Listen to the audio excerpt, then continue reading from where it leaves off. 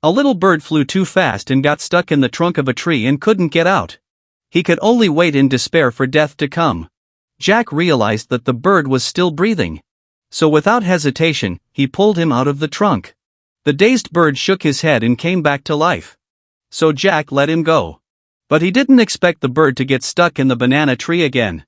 Jack had no choice but to play with the bird and let it go again. But then the bird got stuck in the taro again.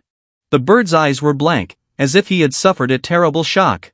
Jack thought he was okay, and after pulling on him a few times, he rescued him and set him free. But this time the bird didn't fly very far and landed on the fence of his own yard. He had his head buried in his wings and didn't seem to have any energy. Jack rushed home to get a bag and put him in it to take care of him. When he got home, the little guy's eyes were closed and his breath looked weak. Jack guessed he hit his head, so he put him on a heating pad and prayed he'd pull through on his own. Luckily, after a night's recovery, Birdie's condition improved. Jack had prepared some small fish for him. But the little guy couldn't eat on his own, so Jack had to force feed him. Under Jack's care, the bird gradually regained his appetite and his eyes brightened. After a few days of Jack's care, the bird was completely revitalized. Jack decided to release him back into the wild. Jack prepared a last meal for the bird before he left.